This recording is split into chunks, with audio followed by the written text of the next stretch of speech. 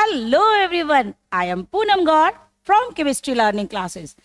अभी तक आपने सॉल्यूशन पढ़ लिया भाई, बहुत सॉल्यूशन बनाया आपने अपने घर में, लैब में। मैंने आपको बहुत सारे एग्जांपल से क्लियर किया। बट अब हमारा second chapter, this is the electrochemistry, जिसका भी आप एक तो पढ़ ही चुके हैं लेक्चर। अब आज हम लोग सेकेंड लेक्चर पे जाएंगे। Electrochemistry, as you know, electrochemistry is the branch of the chemistry which deals with the interconversion of electrical energy into chemical energy and chemical energy into electrical energy। यानी कि देखिए, without example तो हम आपको कुछ बताते ही नहीं है। आपको मालूम है ना, आप सभी के घर में इन्वर्टर है। इन्वर्टर के अंदर दो चीजें, बैटरी और इन्वर्टर। बैटरी क्या करती है, जब पहले इलेक्ट्रिकल एनर्जी को केमिकल एनर्जी में कन्वर्ट कर दिया, electrical energy into chemical energy. At that time light चली गई, और लाइट चली गई, अब क्या हुआ, वो जो इन्वर्टर की बैटरी ने स्टोरेज की थी केमिकल एनर्जी, उसको उसने तुरंत कन्वर्ट कर दिया। नाम ही है इन्वर्टर, यानी क्या कर रहा है, अपोजिट कर रहा है। सो chemical energy is convert into electrical energy. तो अब आप ये देखिए कि फिजिक्स में सब कहते हैं इलेक्ट्रिसिटी मेरी मेरी मेरी। अरे भाई, आपकी इलेक्ट्रिसिटी कैसे? हम अगर वायर नहीं दे केमिस्ट्री वाले, तो आप इलेक्ट्रिसिटी कैसे बना सकते हैं? और मान लीजिए आपने बना भी ली, इलेक्ट्रिसिटी बना भी लिए, लेकिन इलेक्ट्रिसिटी के जितने अप्लायंसेस फिजिक्स में आपके पास हैं इलेक्ट्रॉनिक्स के, उनमें तो अगर आपके घर में लाइट है ना तभी तो चलेंगे। लेकिन हम केमिस्ट्री वालों ने क्या किया कि इन केस हमारे घर में लाइट नहीं भी आ रही है तो भी हमारे फैन चलेंगे, हमारी लाइट जलेगी, हमारे चार्जर ऑन रहेंगे। कैसे? क्योंकि हमने अपने घर में इन्वर्टर लगा रखा है। आप देखिए कि हम लोग बटन सेल यानी मरकरी सेल यूज करते हैं वॉच में। आज की डेट में तो सभी स्मार्ट वॉचेस यूज कर रहे हैं। तो स्मार्ट वॉच में आपने बटन सेल लगाया, वो भी तो क्या कर रहा है, केमिकल एनर्जी को इलेक्ट्रिकल एनर्जी में चेंज कर रहा है। घड़ी, वॉल क्लॉक, इनमें आपने क्या डाला, एक सेल डाला, ड्राई सेल, वो भी तो क्या कन्वर्ट कर रहा है, केमिकल एनर्जी को इलेक्ट्रिकल एनर्जी में। तो फर्स्ट वाला जो सेल आ रहा है ना, it is particularly for physics, वो तो बनेगा फिजिक्स का। और सेकेंड जो रिएक्शन आ रहा है, it is for chemistry, because chemical energy is convert into electrical energy. अब बात चूंकि इलेक्ट्रोकेमिस्ट्री की हो रही है, तो फिर हमें सारे फिजिक्स के छोटे छोटे टॉपिक्स तो पढ़ने ही पड़ेंगे। सबसे पहला पॉइंट आता है टॉपिक, आज हम लोग पर्टिकुलरली डील क्या क्या करेंगे, टाइप ऑफ कंडक्टर। कंडक्टर, भाई कंडक्टर का मतलब कोई बस वाला कंडक्टर नहीं है। Conductor means those which allow the flow of current, they are called as a conductor.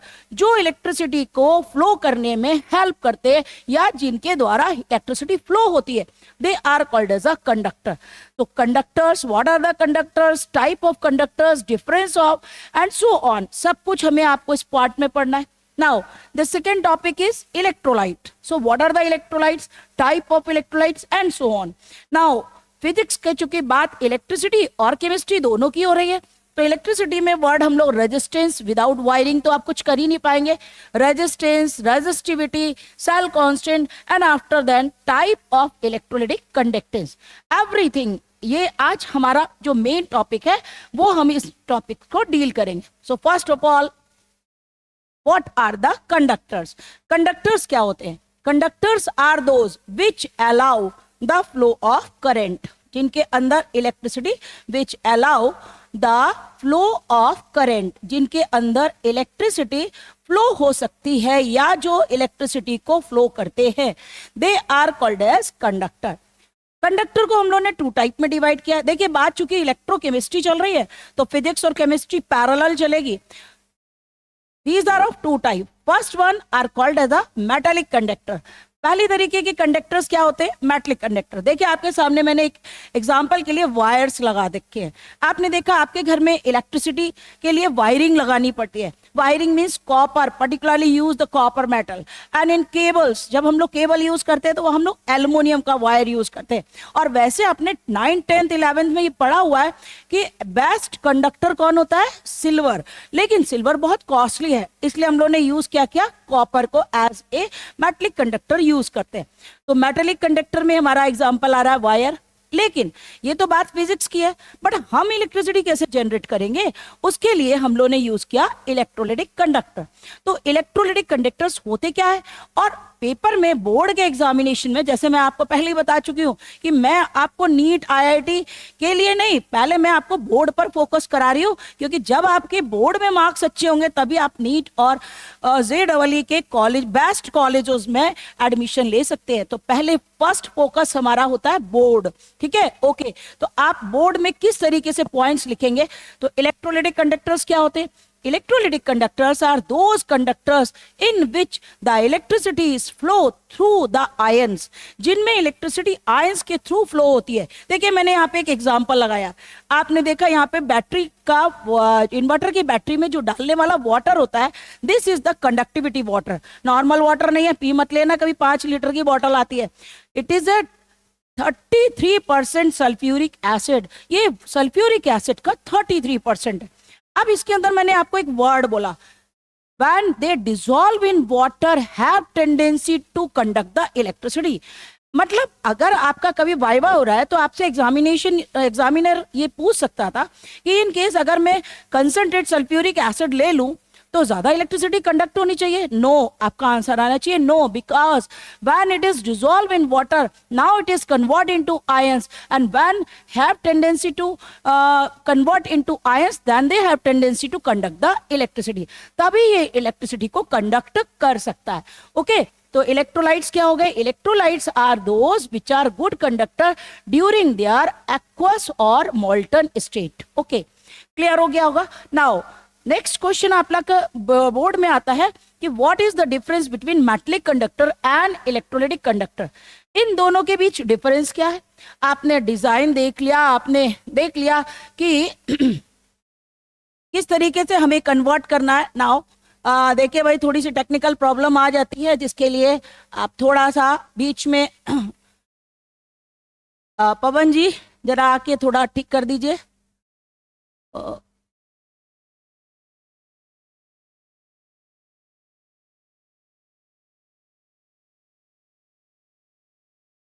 This is the technical problem.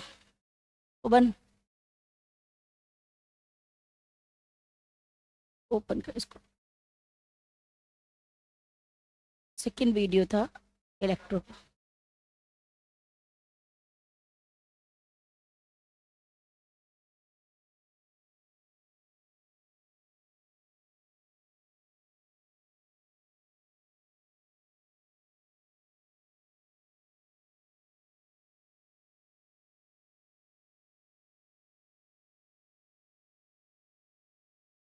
Continue, okay.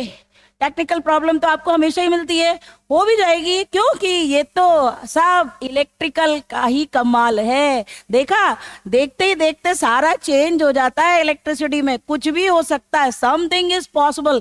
देखिए फिर हम आ गए अपने टॉपिक पर, और आपको मैंने कहा था हमें पढ़ना क्या है, difference between metallic conductor and electrolytic conductor. किस तरीके से हम मेटेलिक और इलेक्ट्रोलाइटिक कंडक्टर के बीच में डिफरेंस फाइंड करेंगे। तो first of all, in metallic conductor the electricity is flow through the electron, first point मैं शॉर्टकट में लिख रही हूं कि इन अगर मेटलिक कंडक्टर है तो इलेक्ट्रॉन्स के थ्रू इलेक्ट्रिसिटी फ्लो होती है, but in case of electrolytic conductor the electricity is flow through the ions, ions का मूवमेंट होता है। अब आयंस का मूवमेंट कैसे होता है, आपने देखा कि हमारे जितनी भी इलेक्ट्रिकल अप्लायंसेस होती है उसमें एक हमेशा दो प्लग में 2 पॉइंट होते हैं, एनोड और कैथोड। ये प्लस का है, अगर कि एक पॉइंट आपको बहुत हमेशा ध्यान रखना है कि those appliances in which electricity supply, जिसमें हम इलेक्ट्रिसिटी देते हैं, उसमें एनोड हमेशा पॉजिटिव होता है और कैथोड हमेशा नेगेटिव होता है।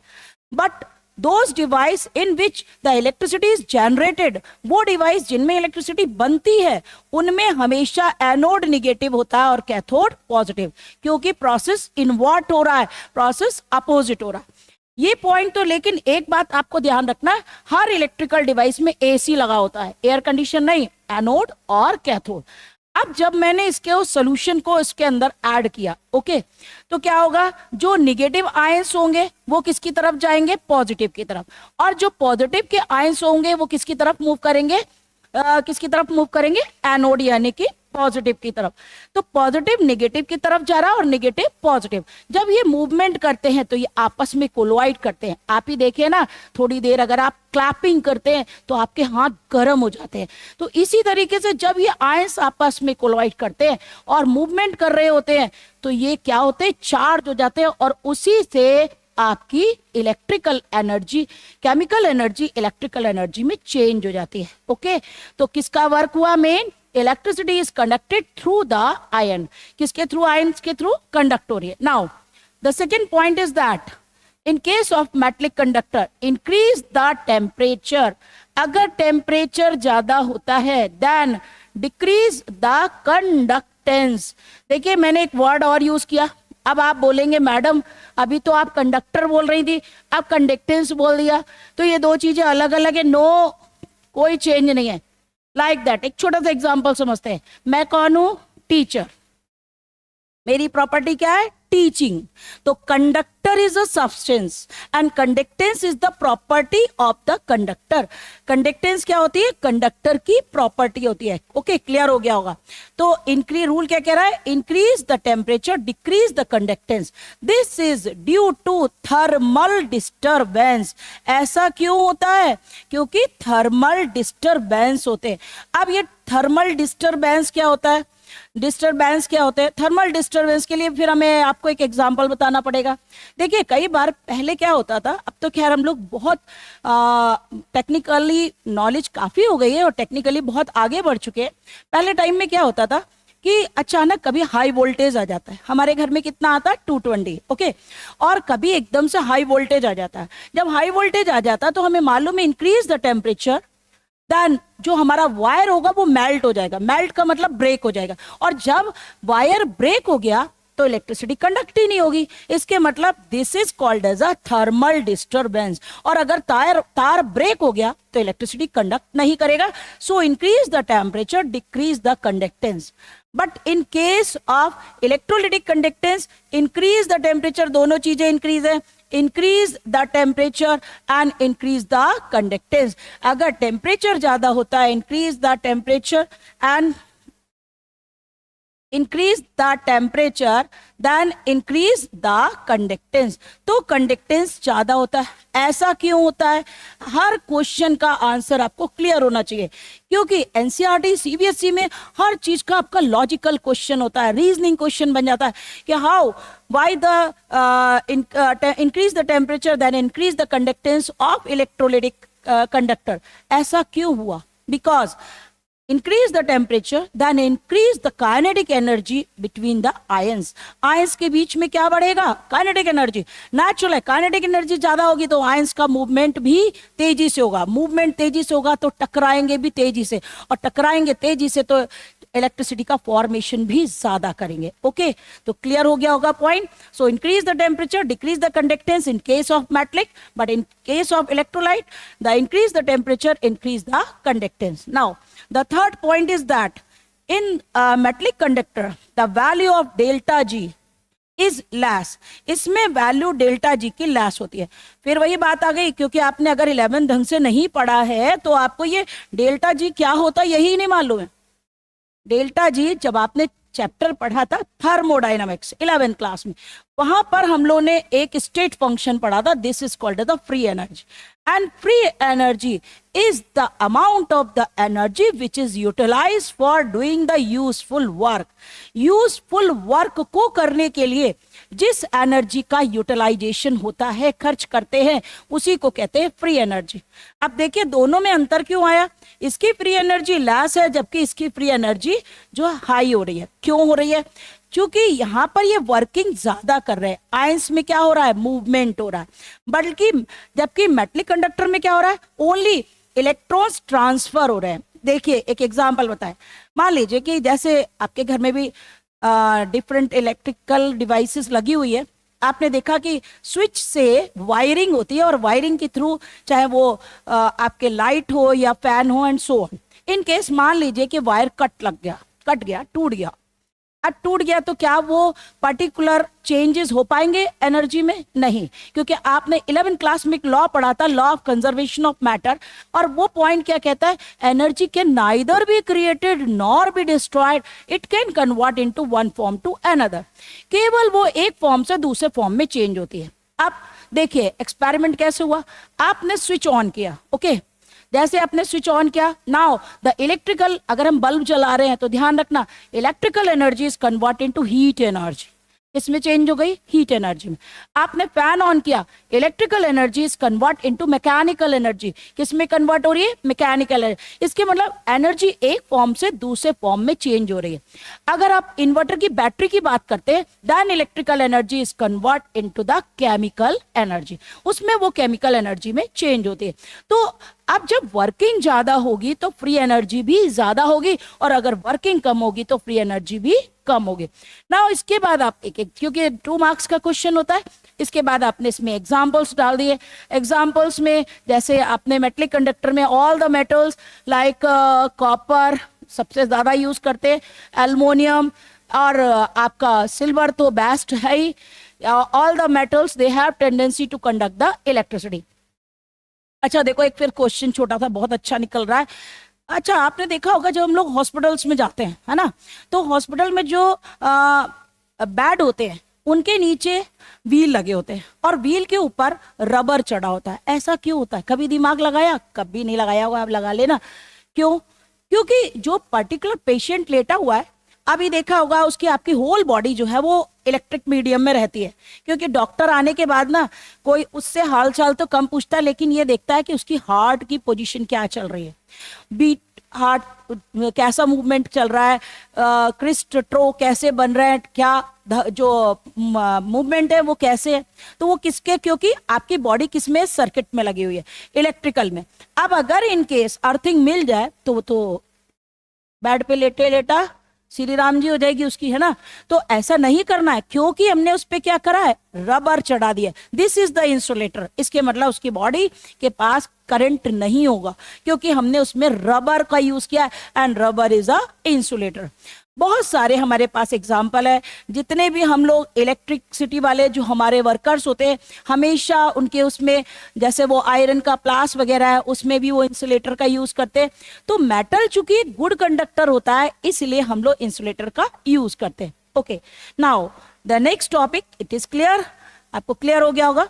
Next is the electrolytes. What are the electrolytes? अभी अभी बताया था क्या होते हैं electrolytes. Electrolytes are those which are good conductor during their aqueous और मोल्टन स्टेट। वो जो कि पानी में डालें। अब देखिए मैं शॉर्टकट में लिखती हूँ, लेकिन मेरी बात को आप बहुत ध्यान से बार बार सुना करिए। दो substances which are good conductor during their aqueous और मोल्टन स्टेट। मोल्टन का मतलब जानते हो? Dissolve stage. एक्वस मीन्स जानते हो? वाटर में डिसॉल्व किया। मोल्टन स्टेज अगर हमने वाटर में डिसॉल्व किया तो वो गुड कंडक्टर होते हैं, and bad conductor during the dry state. लेकिन वो बैड कंडक्टर है कब? जब ड्राई स्टेट में। चलिए अपन इसका एक्सपेरिमेंट करते हैं। हर पॉइंट पे हम लोग एक्सपेरिमेंट कर सकते हैं, लेकिन ध्यान रखना थोड़ा संभल के करना, नहीं तो करंट लग जाएगा। एक ऐसा करते हैं, एक सेंधे नमक का टुकड़ा ले लेते हैं, ओके, क्रिस्टलाइन सॉल्ट। ओके, सेंधे नमक का फॉर्मूला क्या होगा? KCl, नॉर्मल वाला नमक सोडियम क्लोराइड। और मैंने उस पीस पे दोनों तरफ वायर लगा दिया, एक तरफ प्लस और एक तरफ माइनस, ओके। और उसके बाद हमने उसको सर्किट से कनेक्ट कर दिया। ध्यान रखना ये वायर तुम्हारे टच नहीं होना चाहिए, नहीं तो तुम्हारे अंदर भी इलेक्ट्रिसिटी जनरेट हो जाएगी।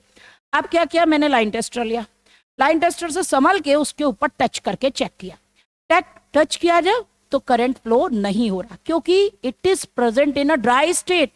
और ड्राई स्टेट अगर है तो NaCl के पास कोई भी चार्ज नहीं है, and when it is dissolve in water, और जैसे ही मैंने उसको लेकिन वाटर में डाला, then it is convert into the ions. तो ये कन्वर्ट किस में हो गया? आयन में चेंज हो गया।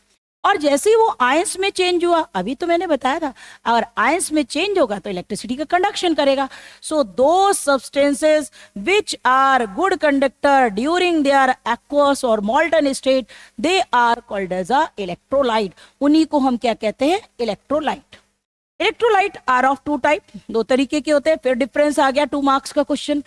Are of two type, first one is called as a strong electrolyte and second one is called as a weak electrolyte.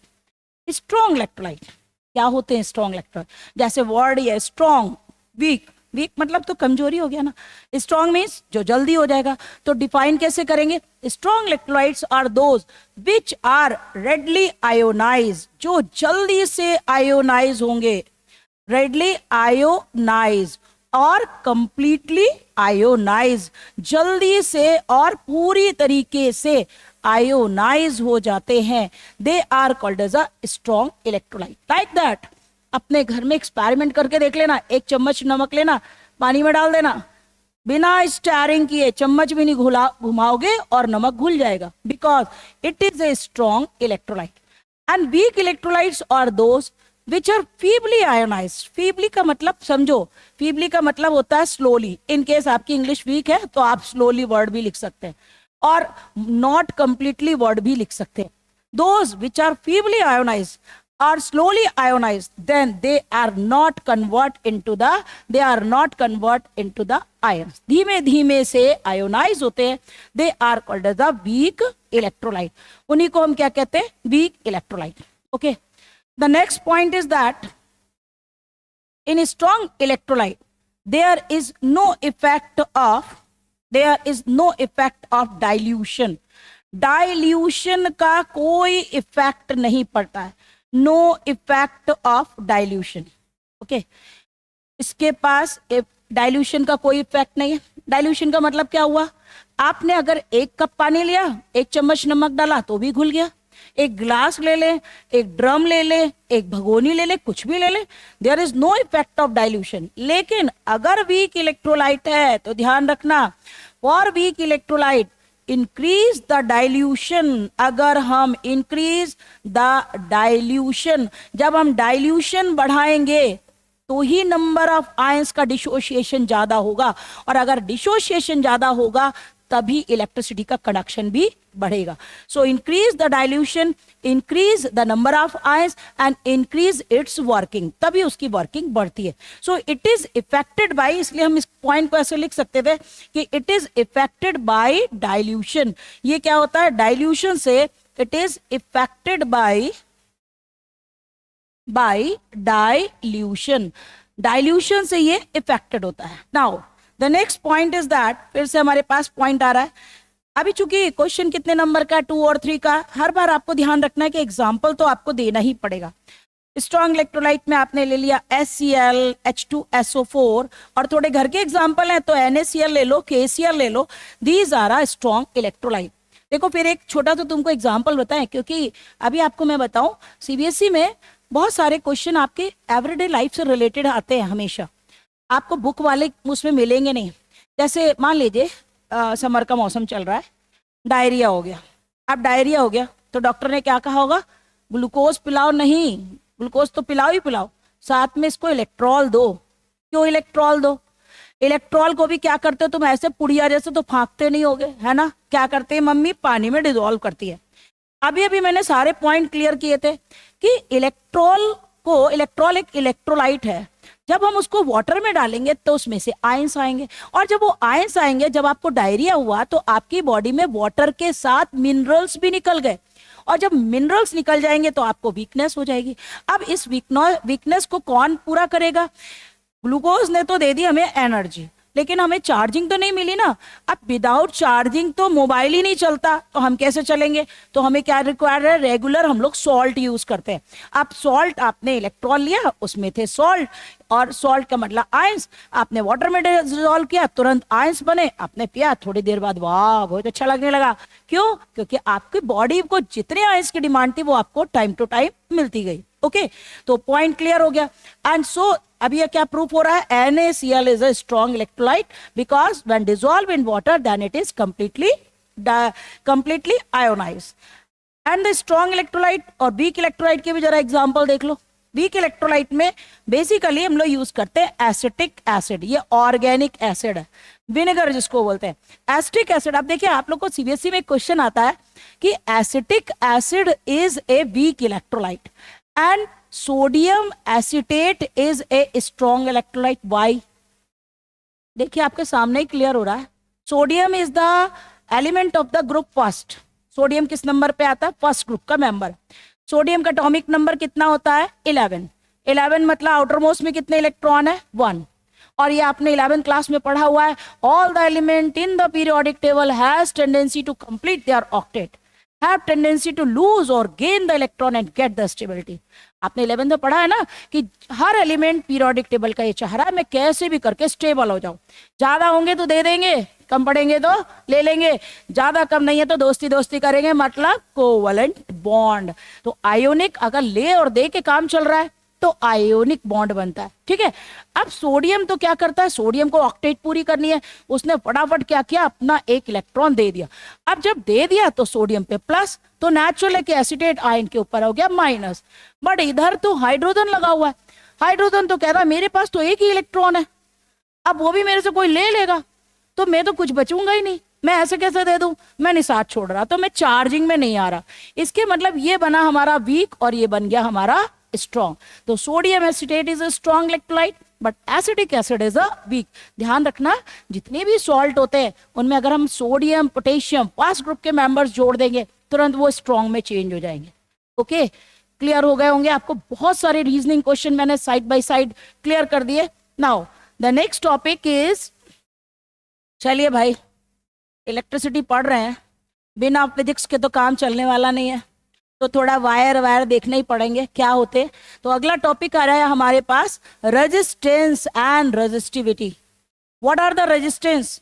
Without wiring नहीं है ना तो रेजिस्टेंस तो आएगा ही। ये सारी चीजें आप लोग फिजिक्स में ही पढ़ेंगे। अभी आपको बता दें जब आपको इलेक्ट्रिसिटी पढ़ाई जा रही होगी, कोई बात नहीं, कहीं भी पहले पढ़ लेंगे, वहां से आपको नॉलेज मिल जाएगी। रेजिस्टेंस क्या होता है? रेजिस्टेंस इसको हम लोग आर से रिप्रेजेंट करते हैं। Resistance is directly proportional to the length and inversely proportional to the area of cross section. Resistance जिसकी हम डेफिनेशन ये कहते हैं, it is a obstacle. Obstacle माने अवरोध, बाधा। It is a obstacle to flow the current.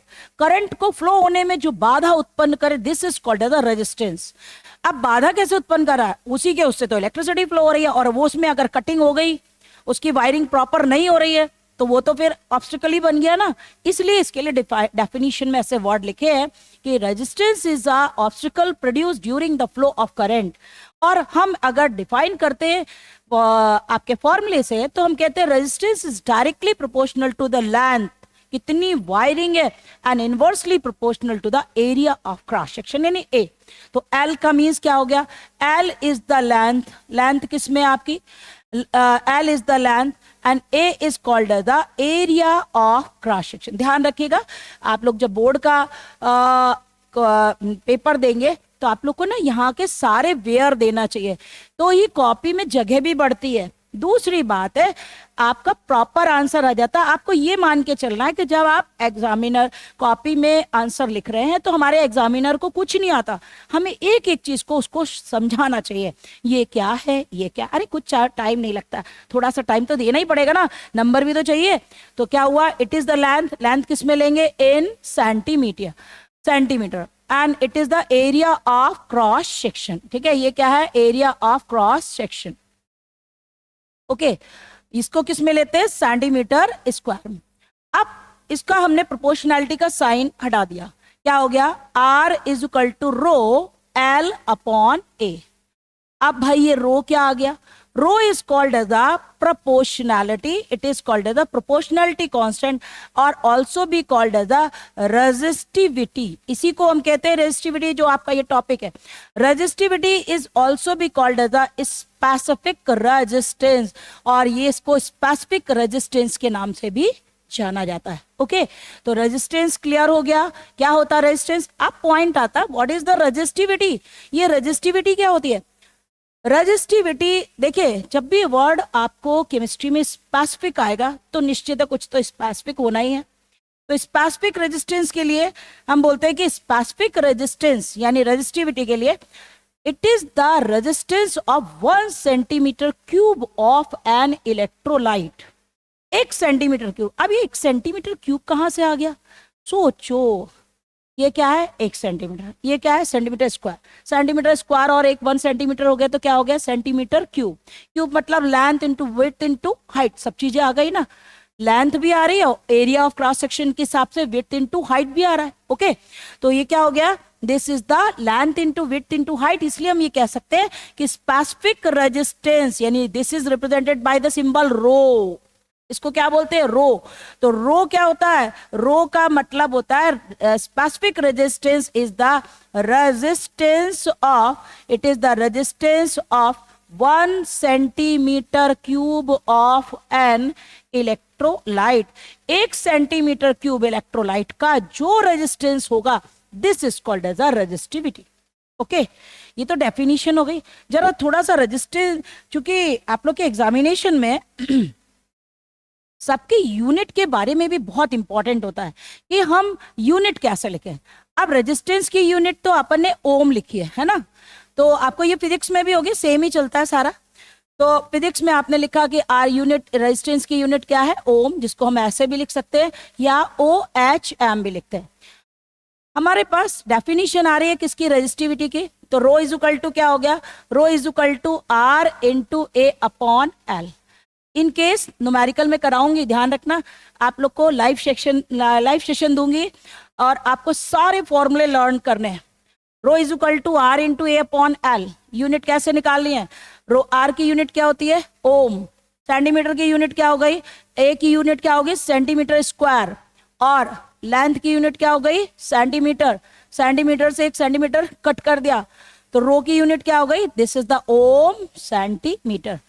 Numerical के लिए यूनिट इंपॉर्टेंट है, ऑब्जेक्टिव क्वेश्चंस आते हैं, अब आप लोग को मालूम है, उसमें से भी आप लोग से यूनिट पूछी जाती है।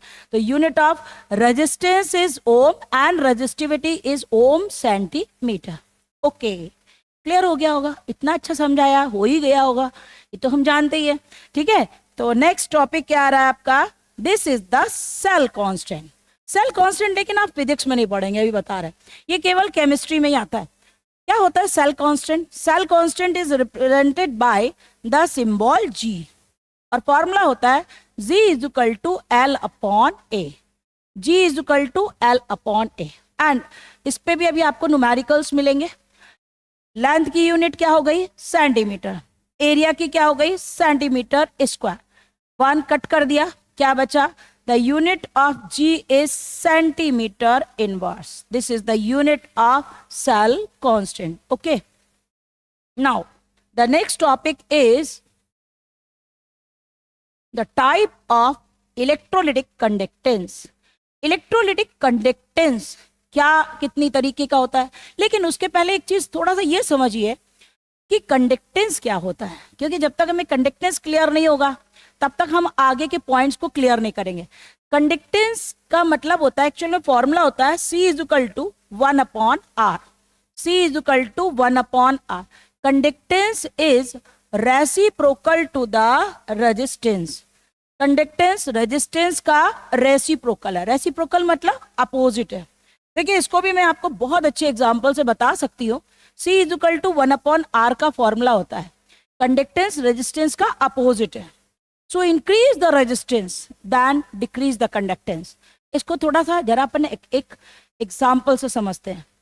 आपने देखा होगा जहां से हमारे यहाँ लाइट आती है वहां बड़े बड़े डीपी लगे थे ना, सेंटर पे जो इलेक्ट्रिसिटी बोर्ड होता है वहां पर डीपी लगे रहते हैं, और वहां डीपी पर जो कटआउट होता है ना वहां वायर बहुत छोटा सा होता है, पतला सा वायर लेते, और कटआउट के अंदर वायर की लेंथ भी कम है और विड्थ भी कम है। क्यों, ऐसा क्यों, क्योंकि अगर रेजिस्टेंस कम होगा तो कंडक्टेंस ज्यादा होगा। जहां से आपकी लाइट चली थी वो कितनी थी 440, अरे भाई ये तो गाना भी सुना है ना पिक्चर में, लगे 440 वोल्ट। तो भाई जहां से इलेक्ट्रिसिटी चली वहां से कितने से चली 440 से। ओके, 440 से चली, हमने क्या कहा जहां पे आपके डीपी लगे थे वहां जो कटआउट लगे थे उसमें वायर बहुत छोटा सा लगा था, छोटा पतला और छोटा भी, इसके मतलब लेंथ भी कम और उसका एरिया ऑफ क्रॉस सेक्शन भी कम। तो नेचुरल है कि C is equal to 1 upon R का जब फॉर्मूला लग रहा है तो क्या हुआ कि आपका रेजिस्टेंस कम है तो कंडक्टेंस ज्यादा, यानी कहां से करंट चल रहा है 440 से। अब वहां से आपका जो इलेक्ट्रिसिटी का बोर्ड था वहां से वो वायर कहां पे आए, आपके जो पर्टिकुलर कॉलोनी है वहां पे, ठीक है। जब वहां आया तो रेजिस्टेंस बढ़ा तो कंडक्टेंस कम, क्लियर। अब कॉलोनी से आने के बाद आपके जो गली मोहल्ला जहां रहते हो वहां पे डीपी लग गया, फिर वहां से फिर रेजिस्टेंस बढ़ा तो कंडक्टेंस और भी कम, फिर उस जगह से उस पोल से हमारे घर के मीटर पे आ गया, फिर रेजिस्टेंस बढ़ा तो कंडक्टेंस और कम, और आते आते हमारे घर में आते आते कितना रह गया 220। चला कहां से था, लगे 440 से, और पहुंचा कितना 220। आपने देखा होगा ना जहां पर डीपी लगे होते हैं वहां पे क्या बने होते हैं, भूत देवता बने रहते हैं, भूत बना रहता है, मतलब है कि अगर लग गया ना तो सीधे भूत ही बन जाओगे। तो ध्यान रखना डीपी के आसपास बिल्कुल भटकना नहीं, क्योंकि वहां पर डीपी पर आपका कंडक्टेंस ज्यादा है लेकिन रेजिस्टेंस कम, ठीक है। तो पहले तो अपन ने क्लियर किया कंडक्टेंस क्या होता है। अब जरा अपन पॉइंट पे आ जाते हैं, व्हाट आर इलेक्ट्रोलिटिक कंडक्टेंस। ये इलेक्ट्रोलिटिक कंडक्टेंस क्या होता है। देखिए अब हम बात मेटालिक की नहीं करेंगे, क्यों नहीं करेंगे, क्योंकि हम फिजिक्स थोड़े नहीं पढ़ा रहे हैं, हमारा तो टारगेट केमिस्ट्री का है। हम तो इलेक्ट्रिसिटी जनरेट करेंगे, हमको इलेक्ट्रिसिटी बनी बनाई इलेक्ट्रिसिटी घर में आ रही है वही थोड़ी ना यूज करनी है। हमारा मेन टारगेट है हमारे घर लाइट नहीं आ रही है और हमें लाइट जलानी है, ओके। मतलब हम इलेक्ट्रिसिटी जनरेट करेंगे, जनरेट किसकी हेल्प से करेंगे, सोल्यूशन की हेल्प से। अब सोल्यूशन के लिए वर्ड क्या हुआ, सोल्यूशन किस में लिए थे अपन ने, इलेक्ट्रोलिटिक कंडक्टेंस में। तो इलेक्ट्रोलिटिक कंडक्टेंस का मतलब कंडक्टेंस ऑफ सोल्यूशन हो गया या electrolyte. Electrolytic conductance are of three type के होते हैं electrolytic conductance. First is called the specific conductance. फिर देखिए वर्ड आ गया स्पेसिफिक। अभी मैंने आपको जब बताया था आपको स्पेसिफिक रेजिस्टेंस यानी रेजिस्टिविटी, तभी बोला था स्पेसिफिक वर्ड है, इसके मतलब हमें वर्ड यूज करना है 1 सेंटीमीटर क्यूब। तो कंडक्टेंस ऑफ 1 सेंटीमीटर क्यूब